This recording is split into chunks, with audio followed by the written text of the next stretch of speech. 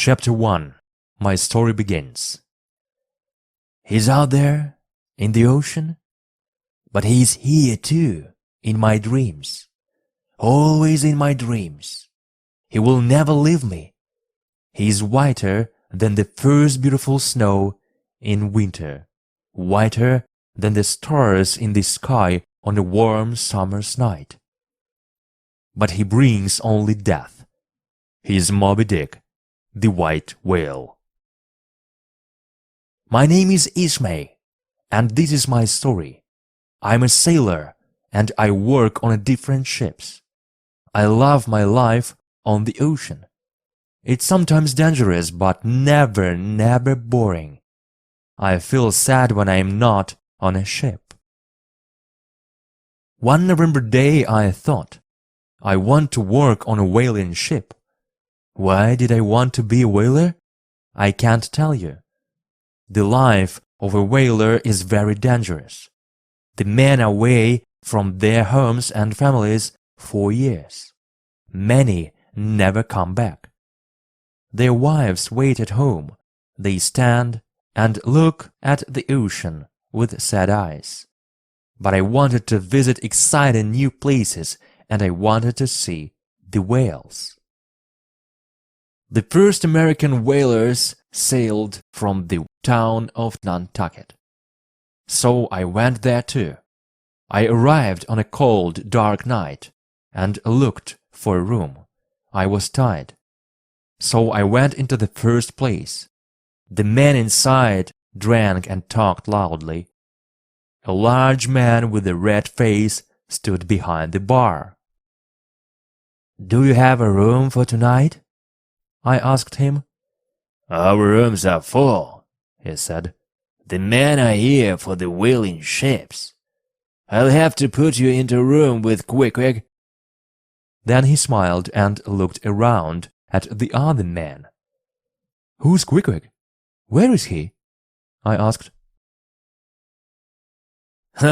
"He's a whaler.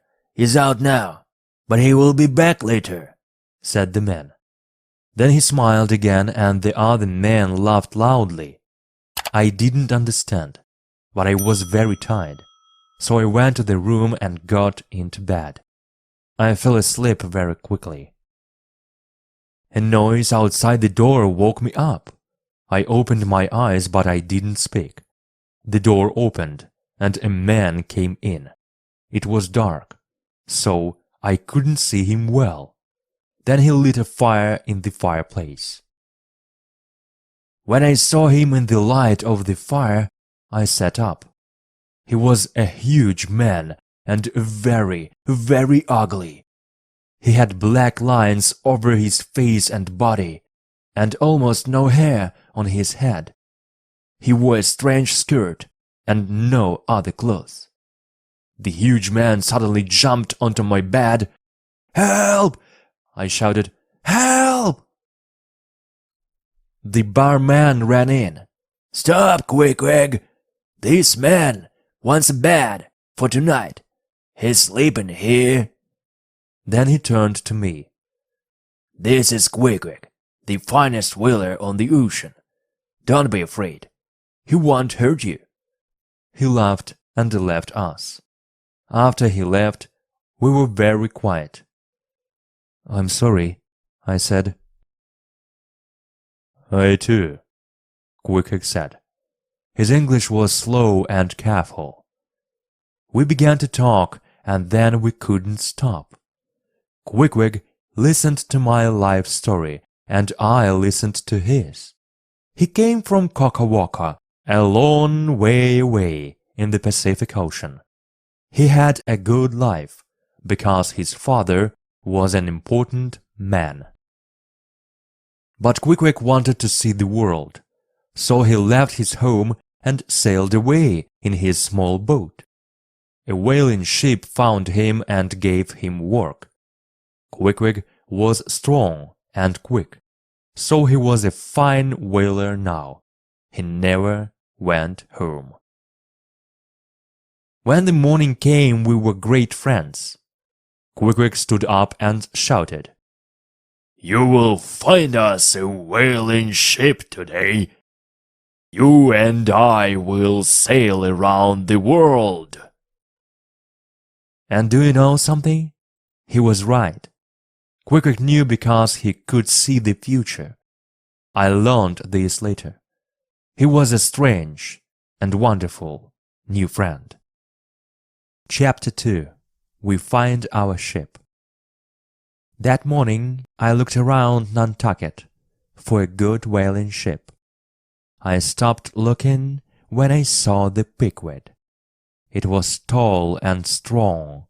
Its wood was dark from many years on the wild oceans. I went onto the ship. A man sat at a table with a big book in front of him. He wore a long black coat and a big black hat. He didn't smile. "This is a fine ship, and I want to go whaling with you. Where do I write my name, Captain?" I asked happily. "I'm not the captain. Captain Ahab is sick. He's down below. I'm Starbuck. Are you a whaler?" he asked. "No, but I'm a good sailor," I answered. "You can ask the captains of my other ships." "I'm not interested in your captains and your ships," he said. "Sailing is not whaling. Whaling is a hard life. You'll be away from home for many years. The work is difficult. You have to be strong and fast, and it's very dangerous." "I want to learn, and I want to see the world," I said. You'll see the world, and you'll see more good and bad, some very bad things." He looked at me for a minute. Then he spoke again. "I'll tell you about whaling. Captain Ahab has only one leg. And do you know why? Because a whale took his other leg. A huge whale took it off." I said nothing. What could I say? "So, you want to be a whaler on a Captain Ahab's ship? Can you look into the eye of a whale? Can you stand in front of its huge mouth and throw your harpoon?" "I can, and I will," I shouted. "I'm not afraid. I'm a good sailor. You'll see. This is my life, and I—" He stopped me and turned the big book around. "Write your name here," he said. His eyes were tired. "Thank you. You won't be sorry," I said. "Don't forget my words," he answered. "I have a friend. He's a good whaler," I said. "We'll see. Bring him tomorrow," said Starbuck. Quick and I went to the Pequod the next day. The men on the ship laughed at this huge, ugly man. Quick didn't say anything. He looked down at the water from the ship. Then he turned and spoke to the men. "Do you see that bird?" he asked. The men looked, but they couldn't see anything. "There," said Quick. The man looked carefully this time and saw a small dead bird, a long way on the water. "That bird is a whale's eye," said Quick. He threw his harpoon and hit the bird.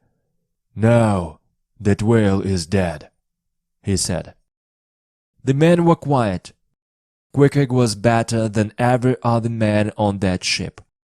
And so the Pequod had 2 new whalers. We went to our room and got our things.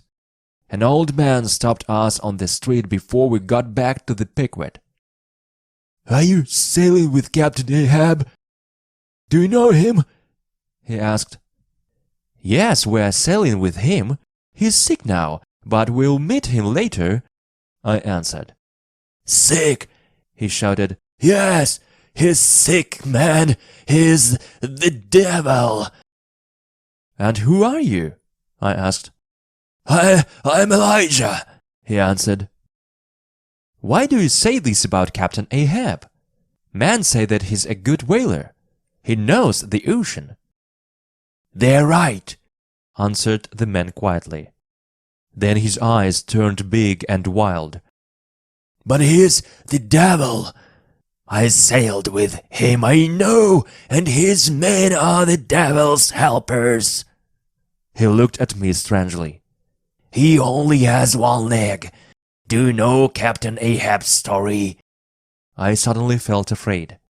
Of course we do, I said. I turned to Queequeg. Come, my friend, I said. Let's leave this crazy old man. And we went quickly to the ship. We sailed on Christmas morning. Captain Ahab didn't come up and meet the whalers. But every night we heard him. He walked up and down, up and down. One night we heard Starbuck speak. Please, Captain, stop. You're waking your men up. No, I can't sleep, so my men won't sleep. They can think of whales in their beds. Dead whales. That's their job, shouted Captain Ahab. I thought of Elijah's words. The devil's helpers. Were the men on the pick were devils? There was unhappy Starbuck. Then there was Stubb. He was very different. He always laughed and told funny stories.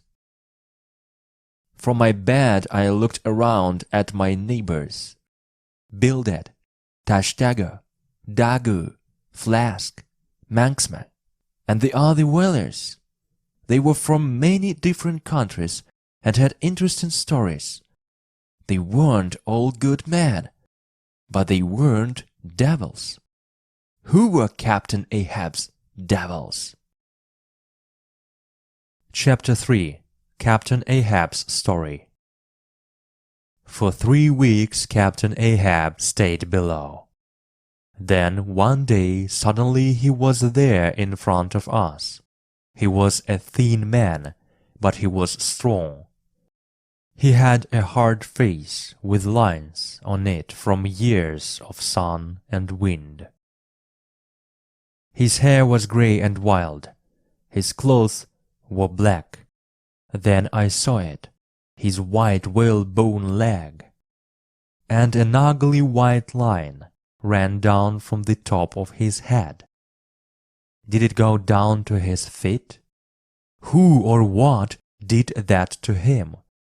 What fight did he lose so badly? He stood and looked at us with angry eyes. "What do you do when you see a whale?"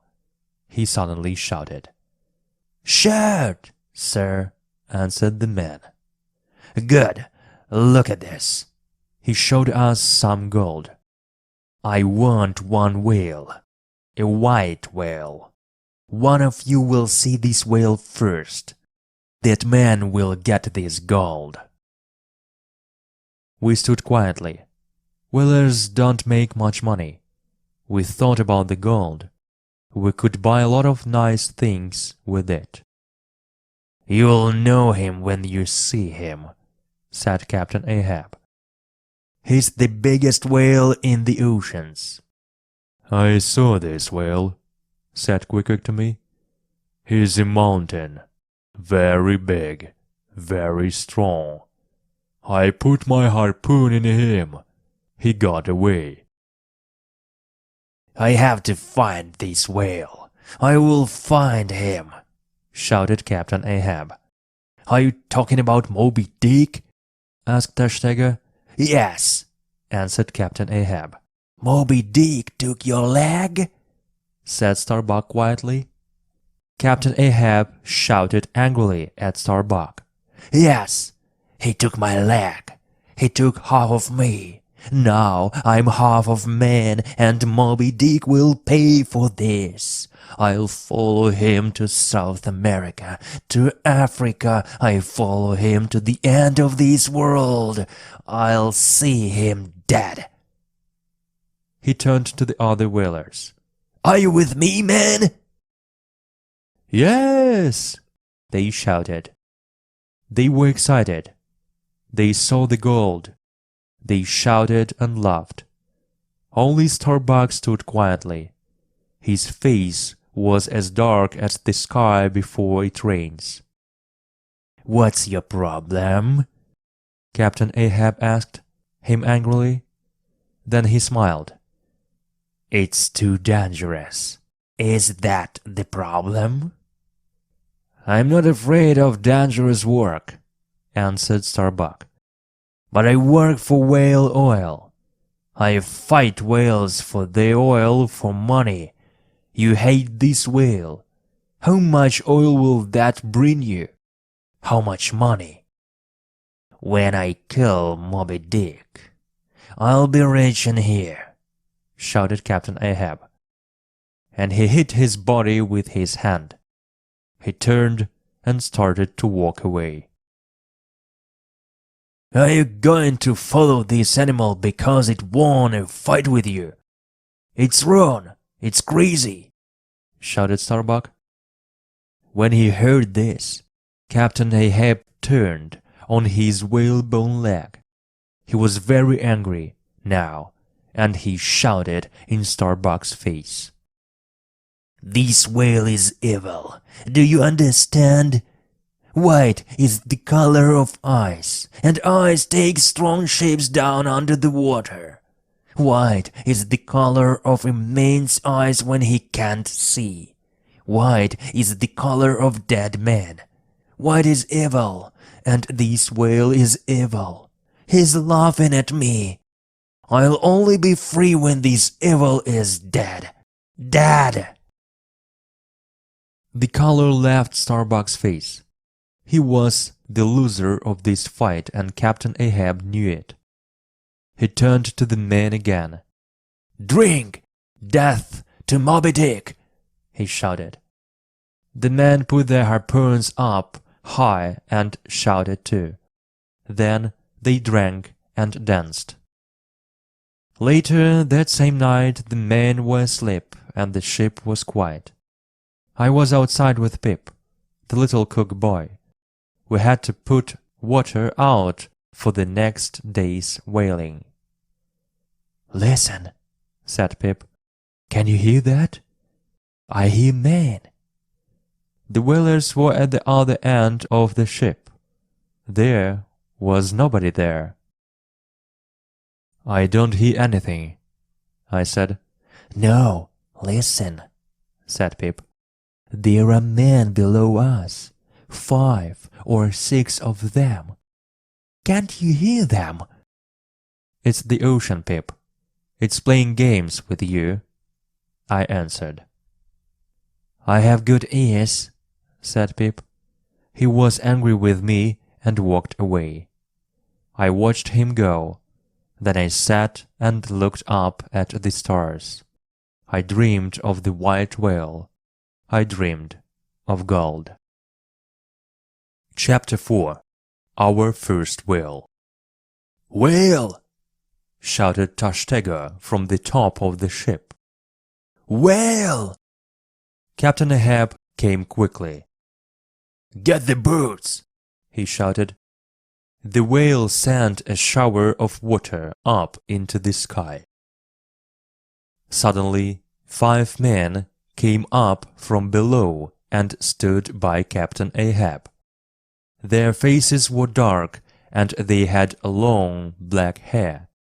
They wore strange white pants and no shirts or shoes. One of the men was older. He was darker and only had 1 tooth. He wore a strange white hat, so we couldn't see his hair. His black eyes looked only at Captain Ahab. These were Captain Ahab's devils. "Fedallah, go!" Captain Ahab shouted to these men. 3 small boats went down into the water. Captain Ahab's men came too, in their boat. His men were strong, and their boat quickly sailed in front of ours. I turned to Pip. I understand now. These are the men you heard them speaking before. I told you, Pip shouted back. Stop talking and row, shouted Stub from the back. Do you think this is a tea party? Stub always shouted at us, but we were never afraid of him. He always had a smile on his face. Starbuck was the captain of our small boat.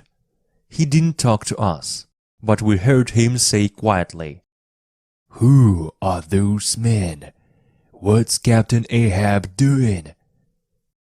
Captain Ahab shouted to his boat from the Pequod, but his men only had ears for Fedallah. Their eyes never left Fedallah's face, and their boat went faster and faster. This was my first whale.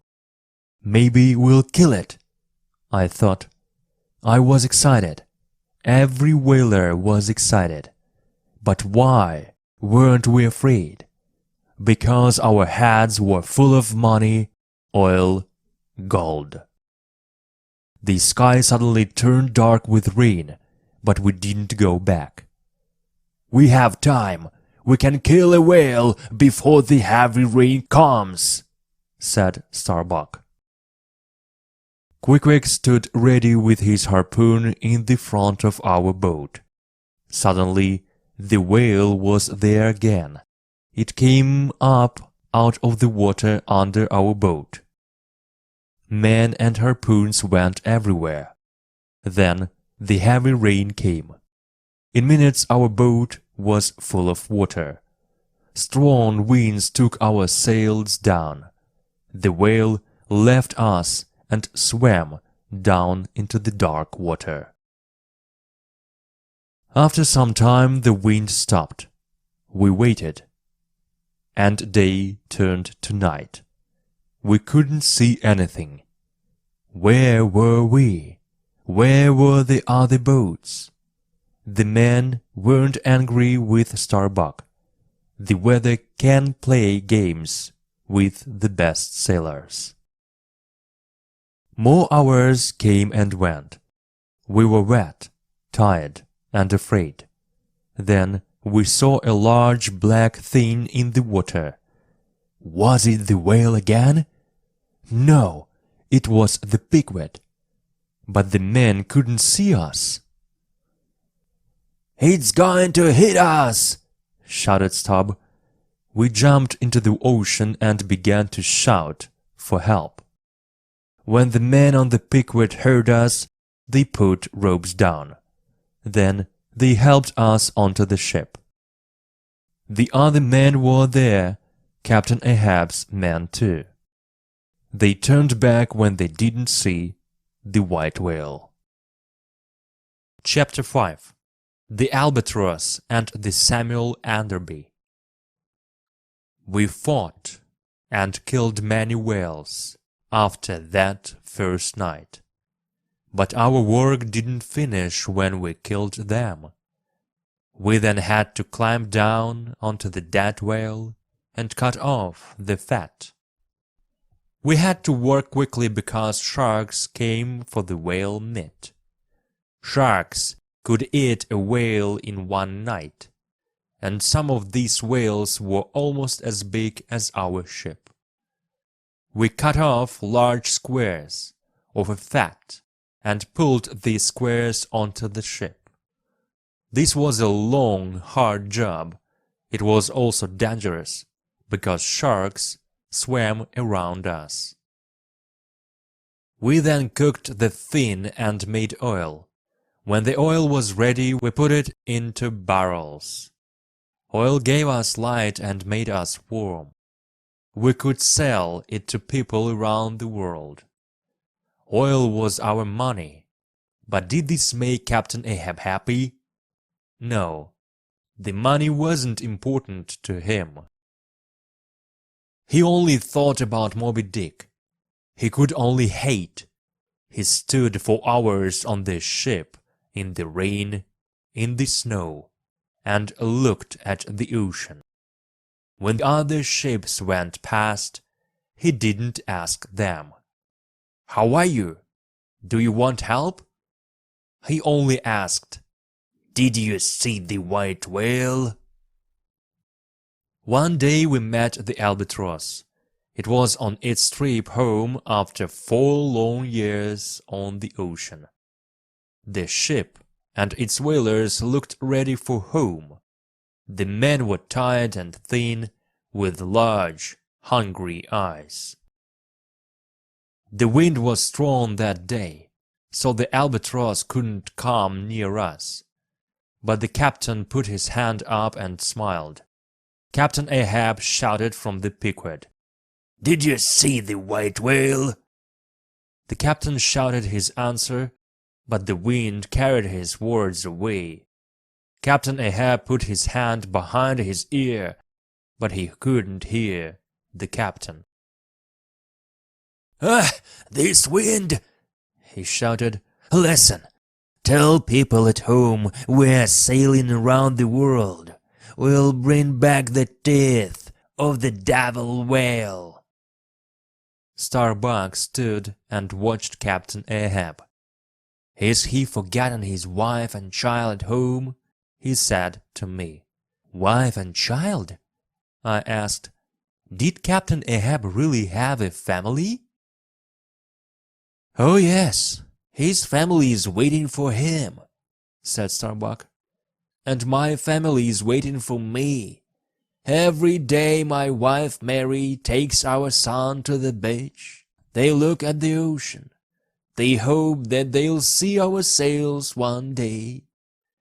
I thought about the other men on our ship. How many of these men had families? What did they leave behind them when they went on the whaling ships? Who waited for them? "Nobody's waiting for me," I thought. "I want a wife and a child. I'd like to go home to them." Day after day nothing changed. Captain Ahab always asked other ships about the white whale. Some captains knew about Moby Dick. Some laughed at Captain Ahab. "Moby Dick is only a whaler's story, nothing more," they said. Then, one day we met the Samuel Enderby. The ocean was quiet and the captain, Captain Boomer, came onto our ship. He was a friendly man and smiled at us. He only had one arm. "Did Moby Dick take your arm?" Captain Ahab asked excitedly. "Yes, I lost my arm to the white whale," the captain answered. Captain Ahab's face lit up. He was happy. "Come with me. The white devil will pay for your arm and my leg," he shouted happily. "Oh no, I can't do that," the captain answered. "One arm is better than no arms or legs. I want my life.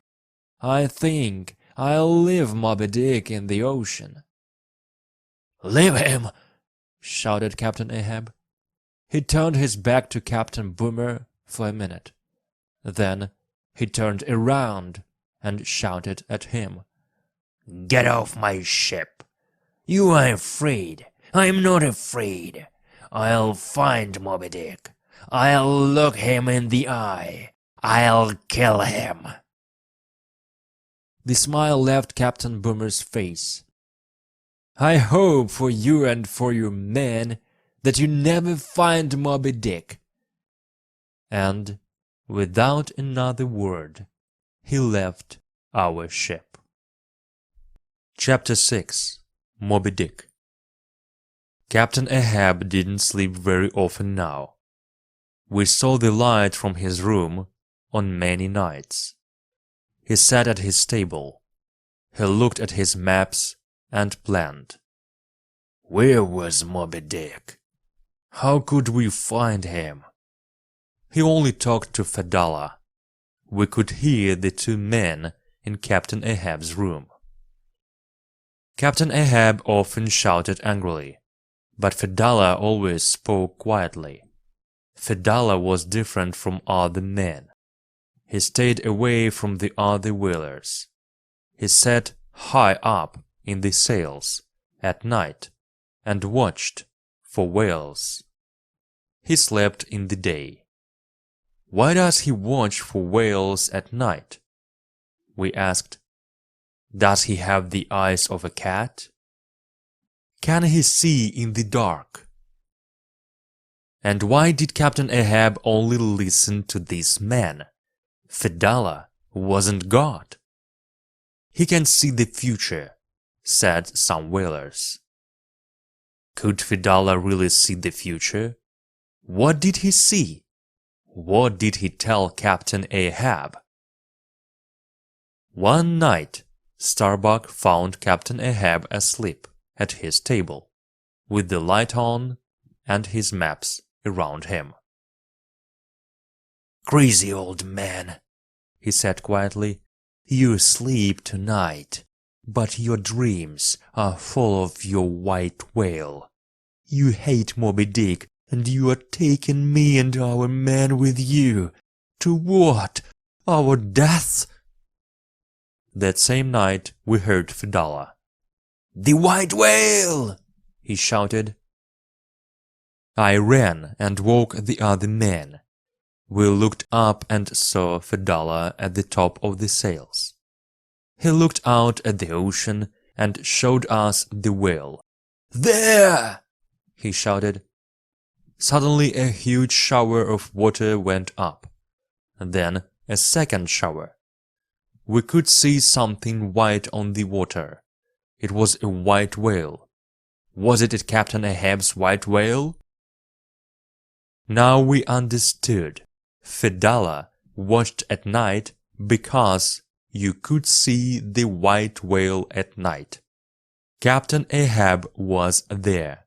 His face was as happy as a child's face on Christmas morning. "Put the sails up! Faster!" he shouted. The white whale sent 3 more showers of water high up into the sky. The water looked beautiful in the light of the stars. "Follow him!" shouted Captain Ahab. We started to go after the whale, but it quickly swam under the water. We lost it. "Was that really Moby Dick?" I asked Quick-Quick. "Will we see him again?" Quick-Quick cleaned his harpoon and looked at the ocean. "He will come again," he said. And he did. He came the next night, and the night after that. Always at the same time. "He wants me to follow him," said Captain Ahab on the 3rd night. "He's showing us the way." I was suddenly very afraid. We had to stay with Captain Ahab to the end. We couldn't leave. I couldn't change my future now. Chapter 7. Pip's Story. You met our cook's boy, Pip, earlier in my story. Pip was a young black American boy. He was only 14. A whaling ship wasn't a nice place for a boy, but Pip liked his work. He sang in the kitchen when he helped the cook. But things changed for him. After many weeks, we lost Moby Dick and we started to look for other whales again. One of Stubb's men broke his arm, so he couldn't row. Stubb put Pip in our boat on the next whaling trip because there was no other man. Pip didn't want to go. We could see that in his face, but he always wanted to help, so he went quietly. Our first trip was fine and Pip felt happier at the end of it. On our second trip, Tashtaga's harpoon hit a whale behind its eye. The angry whale turned around and hit the boat. Pip jumped up and then out of the boat. When he jumped, the harpoon rope caught him. The whale started to swim away fast.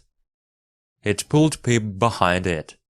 We could see Pip's head go in and out of the water. "Stupid boy!" shouted the Steiger. He stood up with his knife. He could cut the rope and free the boy. He looked at Stubb. Stubb liked the boy, but he didn't want to lose the whale. "Cut the rope!" shouted Starbuck angrily. The Steiger cut the rope and the whale swam away. They pulled Pip back into the boat. The men were very angry with him. "Never jumped out of the boat again," said Stubb. "We'll have to leave you. Who will bring us more money, you or a whale?" On the third trip, Pip jumped again when a whale hit the boat. He was a young boy, a cook, not a whaler. He was afraid. This time Stubb left him in the ocean. "Please come back!" Pip shouted. "Please don't leave me! The sharks will eat me!" But the boat went after the whale. Pip was in the ocean for a long time. The water was as cold as ice, and Pip was afraid. The ocean was very dangerous. Stubb sent to Pickford for him after we got our whale. When Pip climbed the rope, Captain Ahab put out his hand to him. Pip was a little crazy now. When he saw Captain Ahab's hand, he saw the hand of God. "Thank you, God!" he cried. After that day, Pip was a different person. He followed Captain Ahab everywhere. He was always with him, and Captain Ahab was a different man when he was with Pip. He never shouted at him. He smiled and was kind to him. After many days of this, Starbuck got angry and shouted at Pip. "Captain Ahab is not God. Stop following him, you crazy boy!" "Why are you angry? The boy doesn't understand," I said to Starbuck. "I'm not angry. I'm afraid. I know the boy is crazy. But Captain Ahab, does he think he is God? Is he?" He stopped before he said the word crazy. "This is not good. It's wrong," said Starbuck. Then he walked away. Chapter 8. Quick's Coffin. Some days later we heard shouts from below. "Captain! Captain Ahab!" It was Starbuck. He ran to Captain Ahab very fast. Starbuck was a young man. When you saw his black clothes and sad face, you could forget that. "What is it?" Captain Ahab asked him. "The barrels, Captain. There is a problem with some of the barrels. We are losing oil. We have to stop the ship. The men have to change the bad barrels." "I'm not going to lose a day's sailing because of some barrels. No, we are not going to stop," answered Captain Ahab. "But Captain, we are losing a lot of oil," Starbuck shouted. The men stopped working and watched. "You have to stop. We'll lose everything." "No, we're very near Mobi Dick. I can feel it. We have to find him," answered Captain Ahab. Starbuck was afraid. We could see this in his face, but he was very angry too. He didn't leave. "But the men, our wives and children, we're here because we want food for our families. The money from the oil is important to us. We have to live. We want to live. Where are you taking us? What are you doing to us?" Captain Ahab took out his gun. Oil is not my god, will not stop, he shouted. Do you understand? Not one man spoke. Nobody moved. We stood and watched. Starbuck slowly turned from the gun and started to walk away. I can't win this fight, he said. You have the gun. Then he turned around and looked at Captain Ahab. He spoke quietly. But be careful, Captain Ahab. Not of me. I'm not the problem. You are. He turned and walked away. Captain Ahab didn't speak. He watched Starbuck go. Then he put his gun down and went to his room. Later that day, Captain Ahab shouted for the men to come to him. Starbuck says we have a problem with some of the barrels, he said. We're going to stop and change them. Take down the sails. Starbuck's face was happy. He didn't speak, but his eyes said, "Thank you." We worked day and night on the barrels. It was very hot below, and oil was everywhere. The barrels were very heavy, and only the strongest man could move them. Quick had to do a lot of this hard, heavy work. After 3 days, we finished. The men were tired, and some were sick from the work. Quick slept outside that night. He wanted to get away from the hot rooms below, but it was very cold outside. The next morning Quick was very sick. His body was as cold as ice 1 minute and then as hot as fire. He couldn't see. He couldn't speak. I stayed with him. "I'm here," I said. "My dear friend, I won't leave you. You'll get better." After 2 days, Quick called the other man to his bed. "Make me a coffin," he said. "I'm going to die." "No, you aren't going to die. You can't leave me," I cried. "Yes, my friend, I'm going to die. Men, please, make me a coffin. Do not throw my body into the cold ocean." The men made Quick his coffin. When they finished it, they brought it to him. "Bring my harpoon," he said, "and some food and water." We put his harpoon next to him and brought him food and water. "Put them in my coffin," he said. So we put them in. "Now, put me in the coffin," he said. "No!" we shouted. "I want to try it," he said. So we put him inside and closed it. After some minutes he spoke. "It is good. Now I will go to my bed again." He looked at the coffin from his bed.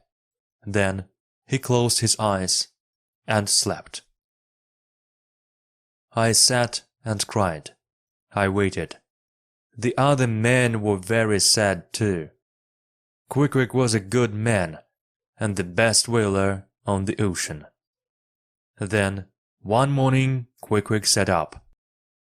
"I cannot die now," he said. "I have to do some things first. I will die later. Now I will go to work." Nobody could understand, but we put his coffin away, down with the barrels of oil, and went back to our work. Chapter 9. Captain Ahab's Dream. We sailed into the Pacific Ocean, and the whaling was good. One day we killed 4 whales. We couldn't cut the fat of 4 whales in one day, so we had to watch them that night. We put the small boats into the water near the dead whales. I was in Captain Ahab's boat. We put harpoons into the whalers' bodies. Then We put lights on the end of the harpoons so we could see sharks in the water. Shark! Shark! Men shouted from the different boats.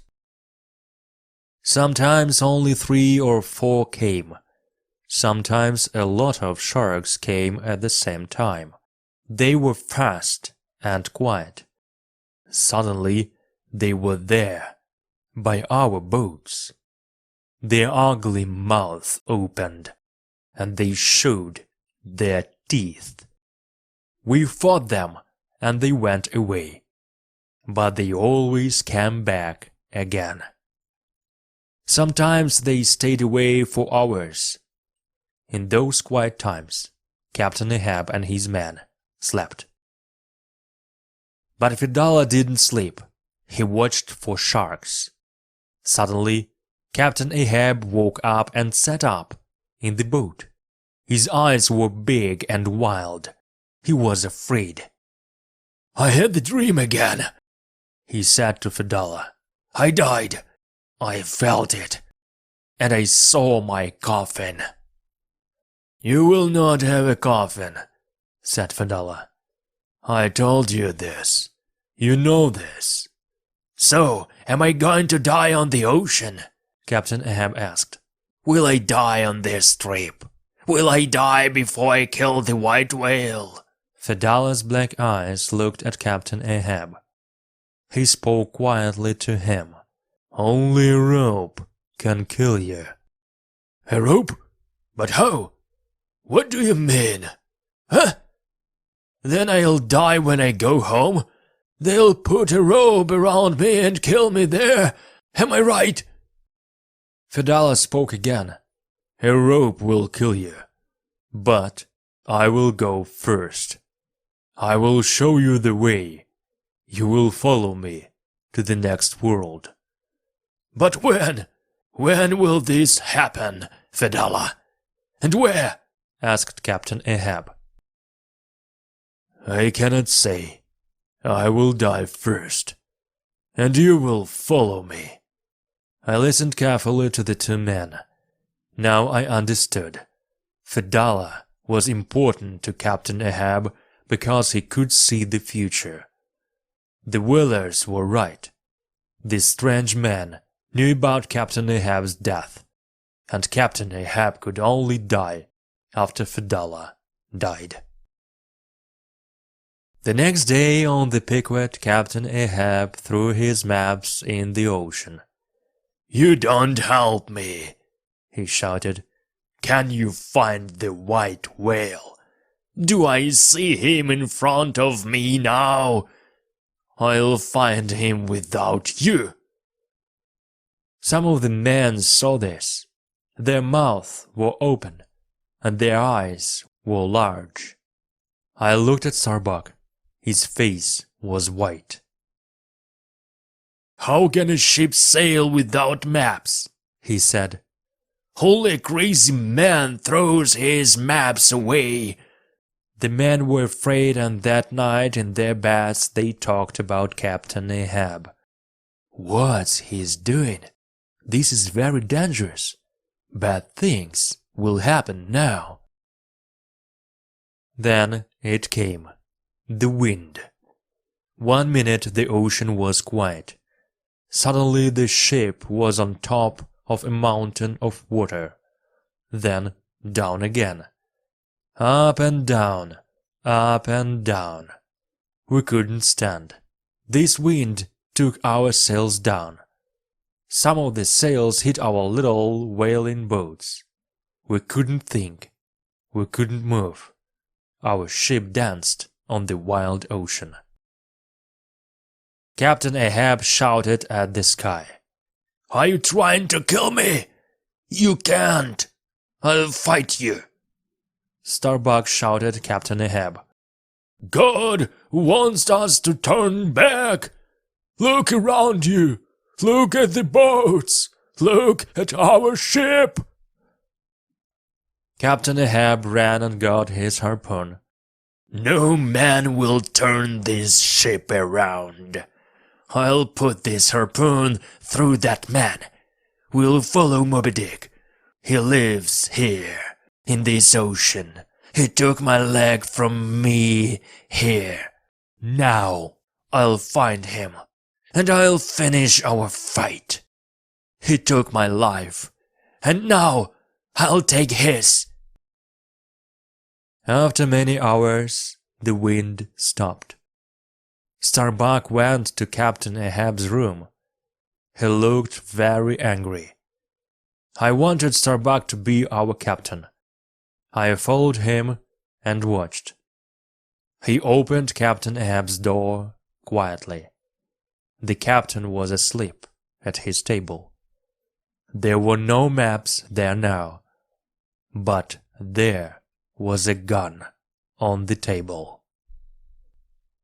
Starbuck slowly and carefully took the gun. He stood with it in his hand and looked at Captain Ahab. "What can I do?" he asked quietly.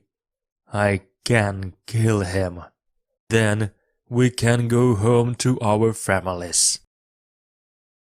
He stood for a minute before he spoke again. "Or I can leave him. Then he'll kill everyone on this ship. We'll die a long, long way from home." I wanted Starbuck to kill Captain Ahab. After some time, Starbuck's hand fell. He couldn't do it. He put the gun on the table and quietly left Captain Ahab's room. The next morning we heard strange noises. What were they? Were they the sounds of animals or fish? Was it the wind? Were they the calls of dead sailors? It was Pip. He jumped up and down. "It's me!" he cried. "I'm in the ocean! You forgot me! Help me!" Captain Ahab went to the boy. "Don't be afraid," he said. "You are with me. Nothing will hurt you." "Look at that," said Stubb. "Two crazy people on a crazy ship. What will happen next?" Chapter 10. The Rachel. Later that day our ship met the Rachel. The Rachel looked as bad as the Pequod after the strong winds. But Captain Ahab didn't talk to the Rachel's captain about the weather. He asked the same question. "Did you see the white whale?" When Captain Gardner answered, Captain Ahab jumped. "Yes," our visitor said. "I saw his yesterday." Captain Gardner came onto the Pequod with some of his men. Captain Ahab was full of questions. "You saw Mobi Dick yesterday? Where? Did you kill him? Where is he now?" Captain Gardner's face went white and he began his story. "I had 3 boats on the water. Suddenly, the white whale came out of the ocean. I sent one of the boats after it. The men harpooned the whale. It swam away and pulled the boat after it. It was too fast. We couldn't follow the boat and we lost it. We looked last night and this morning, but we couldn't find it." "Something on that boat is important to him," Quick said quietly to me. "Maybe it's his best boat," said Dago. "Or his best harpooner," said Stubb. Captain Gardner's face was very sad. He asked Captain Ahab, "Will you help us look for the boat, Captain?" When Captain Ahab didn't answer, Captain Gardner spoke again. "I'll pay you for your time." There was no answer. "My son was on that boat," Captain Gardner said. "He's my only son, 12 years old. You and I can find him, Captain Ahab. I hope you will help me." We stood and waited for Captain Ahab's answer. "We have to help him," said one whaler loudly. "We are all whalers, and many of us have sons. Can't we help him?" asked another man. "No, I can't do it," answered Captain Ahab. "We don't have time." He turned and spoke to Starbuck. "Get this man off my ship now. We are going to sail in 5 minutes." Then he walked away. Captain Gardner looked at each whaler's face with his sad, red eyes. But we couldn't do nothing. We had to go with our crazy captain. In the days after we met the Rachel, Captain Ahab started to get ready for the fight with Moby Dick. He wanted to look after Pip, so he brought Pip to his room. He spoke to him. "These next days are going to be very dangerous," he said. "We're going to kill the white whale. This is going to be a long, hard fight. I want you to stay here, in my room, Pip. Never leave.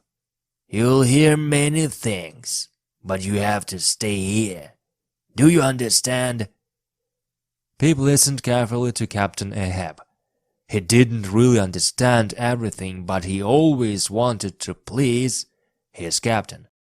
He never left Captain Ahab's room again. Captain Ahab always stayed outside after that. He didn't go to his room.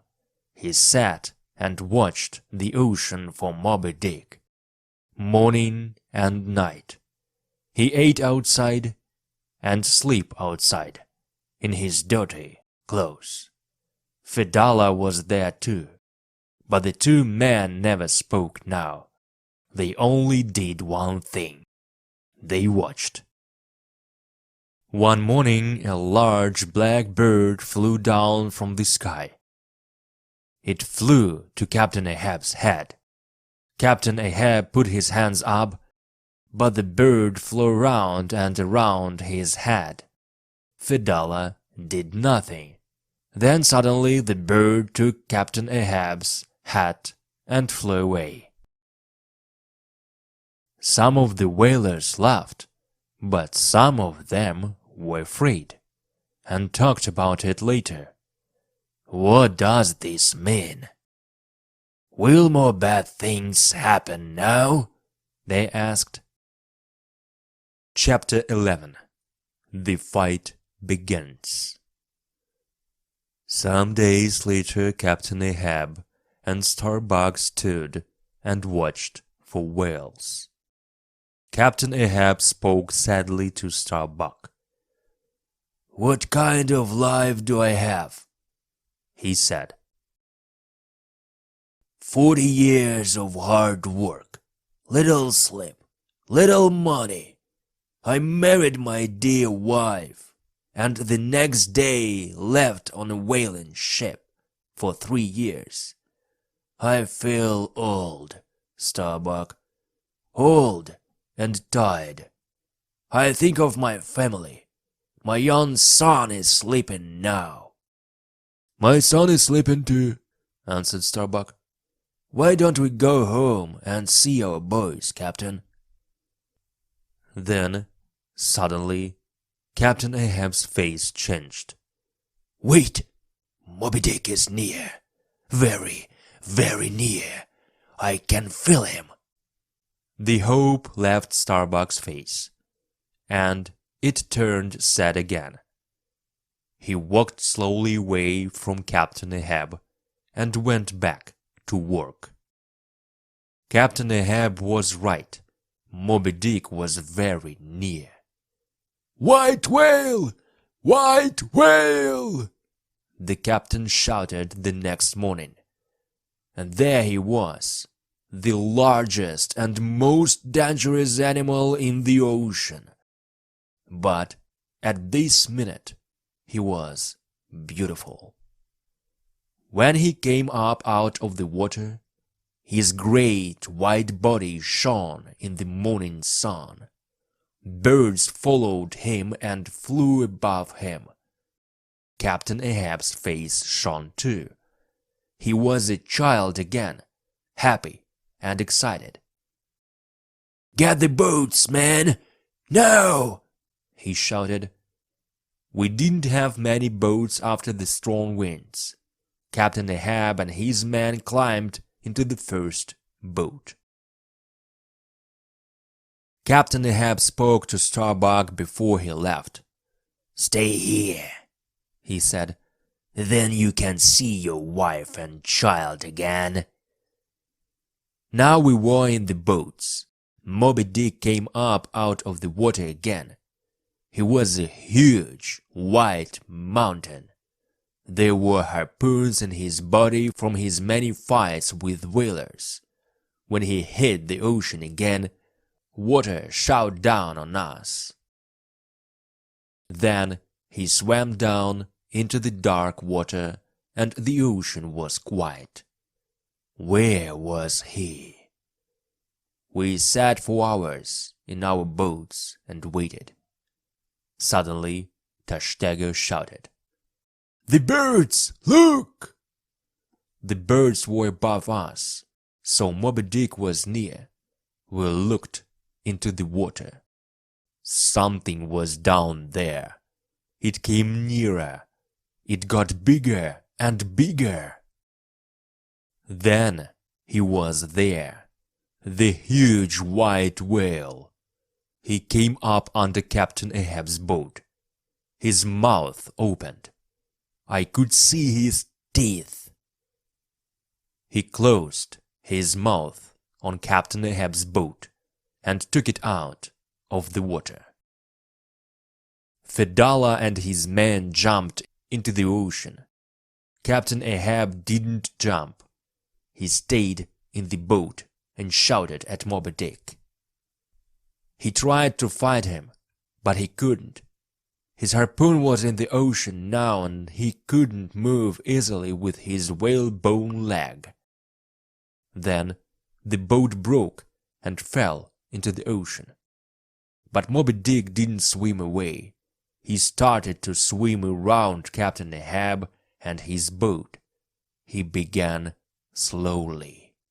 Then he swam faster and faster. We couldn't get near him in the other boats. We couldn't help Captain Ahab. "That whale is playing with him," said Stubb. The birds flew around and around in the sky above Moby Dick. "Get the whale! Bring the Pequod!" shouted Captain Ahab. The noise from the ocean and the birds were very loud. Could anybody on the Pequod hear him? But the Pequod's sails went up. It turned and started to sail to the white whale. We watched from our boats. "It's going to hit Moby Dick!" we shouted. But suddenly Moby Dick went down into the water again. The water stopped moving. The ocean was quiet. Moby Dick didn't come back. The whalers on the Pequod pulled Captain Ahab and his men out of the water. Captain Ahab's men were really afraid now. They shouted and cried, but Fedallah didn't speak. He walked away and looked out at the ocean. How did he feel? His cold, black eyes showed nothing. Captain Ahab went to his room and got the gold. "This gold is mine now," he shouted to the whalers. "I saw Moby Dick first, but I'll give it away. We will kill Moby Dick. The only question is when." Who will see the white devil first on that day? That man will get this gold. Starbuck shouted at Captain Ahab. Didn't you learn anything today? Are you really crazy? You have to stop. Don't go after that whale again. Ah, Captain Ahab answered. Today was nothing. You are nothing. I am going to finish this. I'll stop when the white devil is dead, with my harpoon in his white devil's body. Chapter 11. The Second Day. White whale! White whale! Moby Dick came again. He was hundreds of meters away, but we could see the shower of water from his back, high in the sky. He came out of the ocean, then his huge body fell again and hit the water. 3 boats went after him. Captain Ahab and his men took Dago's boat. In an hour the boats were all in different places around Moby Dick. Our harpoons rained down on him. Some fell into the ocean, some hit him and stayed in his body. The harpoon ropes pulled our boats nearer to him. Suddenly, Moby Dick started swimming, round and round. He opened and closed his huge mouth. He pulled hard on the ropes, and the 3 boats moved nearer. Flask's boat hit ours. Wood and harpoons went everywhere. We swam quickly and tried to get away from the whale. Moby Dick went down under the water. Where was he? How many meters could he swim with our harpoons and ropes in him? We waited.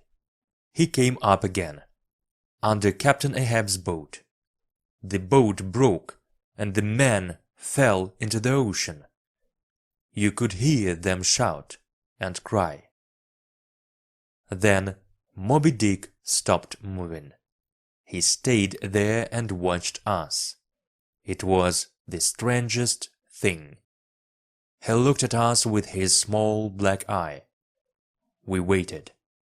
Then he swam away quietly. Our harpoon ropes followed him in the water. We waited for the pickwit. We had to be very careful. We didn't shout because we didn't want sharks to see us. When they pulled me out of the water, I was happy and excited. I didn't die. But the other men… Quick-Quick! Where was Quick-Quick? Then I saw him. And Stubb. Yes, he was there too. And Tashtagger, Flask, and Dago. But where was Captain Ahab? After some time we heard a shout. It was Captain Ahab. His arm was around Starbuck, because he couldn't walk. He had no whalebone leg now. He was tired and wet, and looked very old. "Give me a harpoon!" he shouted angrily. "That will be my second leg for now." He walked with the harpoon to the men and sat down on a barrel. Then he spoke to us. "Watch carefully," he said. "Moby Dick will come to us on the 3rd day. He'll die on the 3rd day. Who will see him first? Who will get the gold?" We didn't shout and dance this time. We were tired. We were afraid. We stood quietly. Captain Ahab looked around at us, and his face suddenly changed. "Where is Fedallah?" he asked. We looked around. He wasn't there. Nobody spoke. Captain Ahab's face went white. His eyes were large and black. He opened his mouth, but nothing came out. Then he spoke again. But the sound was different. It was high and strange. "Find Fedallah! Do you hear me? Find him!" We looked everywhere, but we couldn't find Fedallah. "Maybe he went down with the ropes," said Stubb. Stubb wasn't sad. The whalers weren't sad. Captain Ahab's men weren't sad. Only one man on that ship wanted to see Fedallah again. The captain. He could lose his maps and his whalebone leg, but not Fedallah. He shouted at the ocean, "You'll die for this! My harpoon will end your evil life." I remembered Fedallah's words to Captain Ahab. "I will go first. I will show you the way. You will follow me from this world." Chapter 13. The End. On the morning of the third day, the sun shone in the blue sky, and the ocean shone in the sunlight. The Pequod sailed well. It was the most beautiful day, but the saddest day. "On the third day he'll come," Captain Ahab said again and again. He sat high up in the sails and watched. He looked better now. He looked strong again. After 40 years on the ocean, Captain Ahab understood whales well. "Why don't we see him? Huh? We're going too fast," he said. "Mobi Dick has our harpoons and ropes in him. He can't swim fast. Turn around. We'll go back for him." "Look at Captain Ahab. He's running to his death," said Starbuck sadly. "There he is!" shouted Captain Ahab after 2 hours. And there was Mobi Dick. Starbuck spoke quietly. "How are you, Mary? How is our boy?" Why did he speak to his wife? Did he know something? Was this the end? Captain Ahab thought only of Mobi Dick. He shouted happily at the whale. "You and I had to meet. We had to fight. Now is our time." Captain Ahab climbed down from the sails. He couldn't walk without his whalebone leg, so Starbuck helped him. "Will you watch our ship when I fight Mobi Dick?" Captain Ahab asked Starbuck. "Captain, don't go," said Starbuck. "Take my hand," said Captain Ahab. "Can we be friends now, at the end?" "Oh, Captain," Starbuck cried. "We only had one whaling boat now, so many men had to stay on the ship. Quick stayed, but I had to go on the boat with Captain Ahab and the other men." "Be careful, my friend," Quick said to me. When our boat went down to the water, we saw young Pip's face in the window of Captain Ahab's room. His eyes were large and sad. He shouted to Captain Ahab, "Please don't go! Please don't leave me!" We sat in our boat all day. The men didn't speak. Captain Ahab didn't speak. We watched and waited. Then the water began to move. "It's time," said Captain Ahab. "Get ready for the greatest fight of your lives." Mobi Dick came to the top of the water. Then he slowly swam to our boat. He swam near us for some minutes. Then, suddenly, he turned his body around and hit the boat hard. it broke, and water started to come in. We got down on the floor of the boat and tried to stop the water. Then Captain Ahab suddenly cried, "Ah!" In front of us was Fedallah. We could see our ropes around Moby Dick's body, and Fedallah's dead body was in the ropes. One of Fedallah's arms was free. It went up and down when the whale swam past us. His eyes were open, and water came out of his mouth. We stood up. We wanted to run away, but we were in the boat. "Sit down!" Captain Ahab shouted at us. "Don't leave this boat, or I'll throw a harpoon at you. Row!" Captain Ahab tried to stand up in the boat, but he couldn't with only one leg. "Give me a harpoon," he said angrily. Moby Dick slowed down again and waited. Did this animal think? Did it plan? Captain Ahab spoke again. "Row near him. Don't speak. Don't make a sound." When we went near, the whale sent up showers of water. The water rained down on us. We couldn't see, but we were very near. I put out my hand and felt his cold body. Captain Ahab threw his harpoon. The whale moved. When it hit his body, it hurt him. He was angry. He turned and hit the boat again. I fell into the water.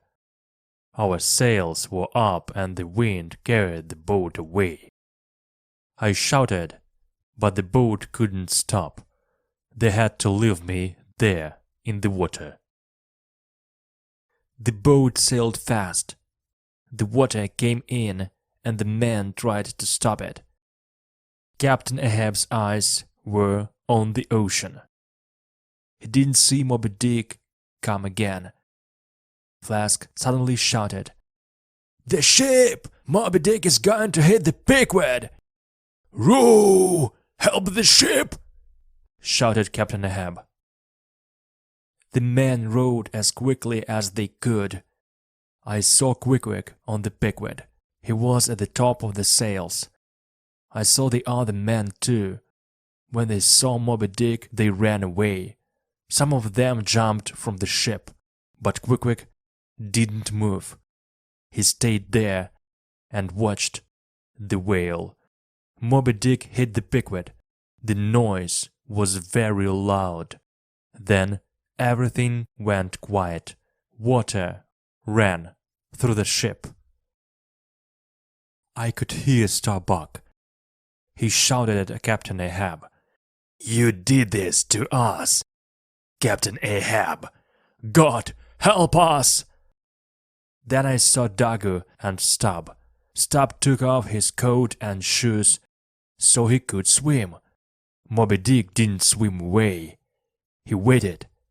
Then he swam between the Pequod and the whaling boat. The man in the boat looked at Captain Ahab. He looked old and tired, but his head was high. He spoke to the men. "The Pequod is going down," he said. "It's the best ship in this ocean and I'm not with my ship. That's very sad. A good captain has to be with his ship at the end." The Captain Ahab's face was suddenly angry. He slowly brought his harpoon up. When he talked to the white whale, his face was the face of the devil. "You can kill me, but you cannot win." He threw the harpoon hard and fast. It hit Moby Dick below his small black eye. The whale turned and swam fast. He pulled the small boat behind him. At the end of the harpoon rope, the man fell down in the boat. Captain Ahab took out his knife and tried to cut the rope, but before he could cut it, the rope went around his body. It pulled him up and out of the boat. 1 minute he was there, the next minute he wasn't. There was no shout, no cry, not one word. Suddenly the rope broke. Moby Dick was free and the boat stopped moving. The men sat for a minute with open mouths. Then some of them jumped into the ocean. They swam around the boat and tried to find Captain Ahab, but they couldn't see him, and after some time they climbed back into the boat. Then I heard a shout. "The ship!" I looked around and saw the Pequod. There was only one sail above the water now. Quick was at the top of the sail, and his harpoon was in his hand. He put his hand up high. The Pequod went down. I saw my friend, Quick, one last time before the ship went under the water. When a ship goes down, it takes the water with it. The water pulled the whaling boat with all the men under the water, and it pulled me nearer. Quick, am I going to meet you? Am I going to die with you? I asked. But then the ocean was quiet. Suddenly something came up under me and hit me. Was it Moby Dick again? Was it a shark? No, it was Quick's coffin. My dear friend helped me one last time. The coffin came to the top of the water, and I climbed onto it. I stayed on Quick's coffin for 2 days and 2 nights. I was in the middle of the ocean, with only the sky above me and water around me. My mouth was very dry, and my face and arm were red from the sun. The nights were as cold as winter. Why didn't the sharks eat me? Why didn't the strong winds come and throw me into the ocean? Why didn't Moby Dick kill me? Then I saw it, one small sail at the end of the world. It slowly came nearer, and after some hours I could see the ship. The men on the ship saw me in the water and shouted at their captain. They were excited. They were happy. When the ship came nearer, I understood. It was the Rachel. The men started to pull me out of the water and saw their mistake. I wasn't their captain's son. But they were very kind to me. They gave me food and water and a bed. I often think about my time on the Pequod. We fought with Moby Dick, and Captain Ahab's men died. They died because one man hated a whale. At the same time, the men on the Rachel looked for a boy. They looked for a boy because one man loved his son, and after their hard work and their hopes, they found only me. So I lived. I can tell you my story. And Moby Dick lives. He's out there now.